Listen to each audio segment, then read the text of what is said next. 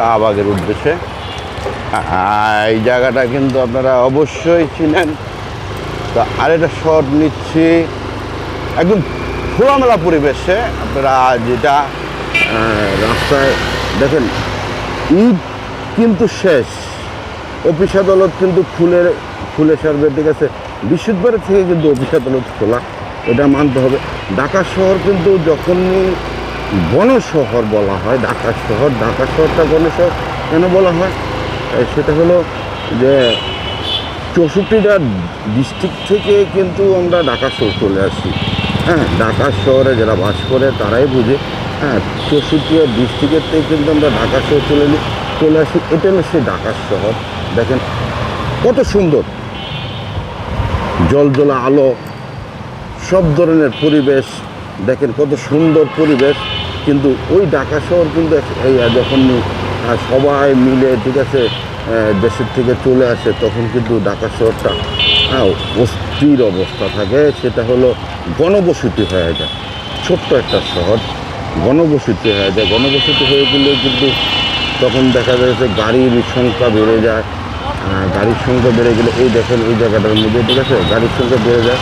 তো সব মিলে দেখা গেছে যে এই জায়গাটা কিন্তু একসময় জমজমাট ছিল।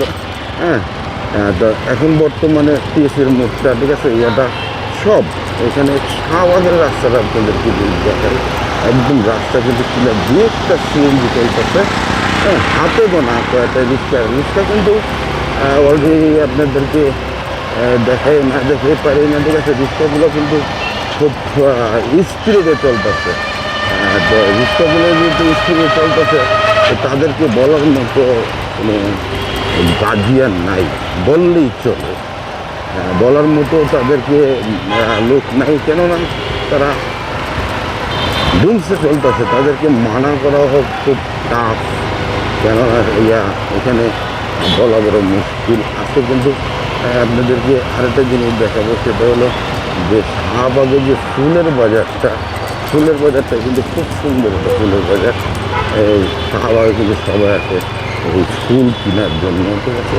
আমি আপনাদেরকে একটা মেসেজ দিলাম, ঠিক আছে। সেটা হলো আরেকটা জিনিস হলো যে আমরা যখন হইলো শাহবাগের মোড়ে কিন্তু জাম নাই, একদম রিটিন ক্লিন।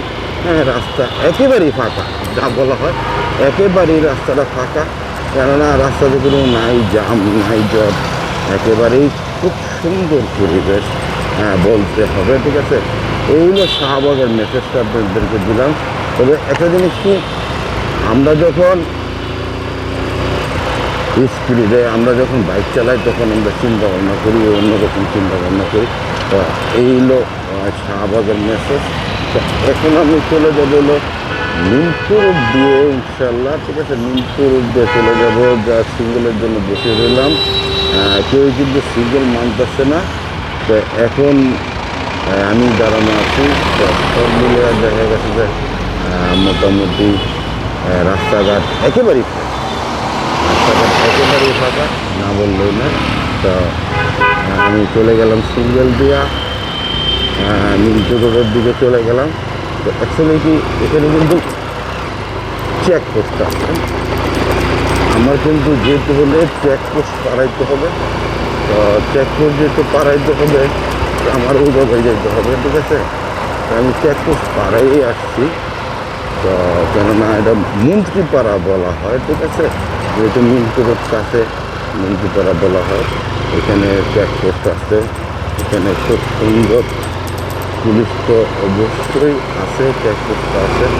তো সব মিলে দেখা গেছে যে এখানে খুব নিরিবিলি পরিবেশ বললেই হয়। এখানে সব ধরনের চেকপোস্ট দেওয়া আছে।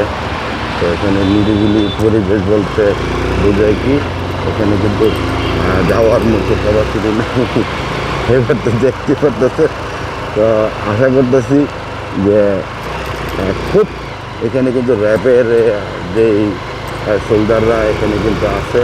তো সব মিলে মিন্টু রোডটা কিন্তু খুব একটা শান্তি শৃঙ্খলা এখানে আছে। যারা আছে, আর যারা চলে গেছে তো চলে গেছি। তো এই হলো পরিবেশ মিন্টু রোডের যে রাস্তাটা। আমি কিন্তু মিন্টু রোড দিয়ে যাচ্ছি, আপনাদেরকে আবারও বলি, এটা কিন্তু মিন্টু রোড দিয়ে কিন্তু যাচ্ছি। মিন্টু রোডের আগের রোডটা আমি কিন্তু বেলি রোডে প্রবেশ করব। বেলি রোডে প্রবেশ করব আপনাদেরকে আজকে কিন্তু ঢাকা শহরের কয়েকটা জায়গা, আপনাদেরকে গুরুত্বপূর্ণ জায়গাগুলো আপনাদেরকে দেখাচ্ছি। ইনশাল্লাহ ভালো থাকবেন, সুস্থ থাকবেন। আসসালামু আলাইকুম।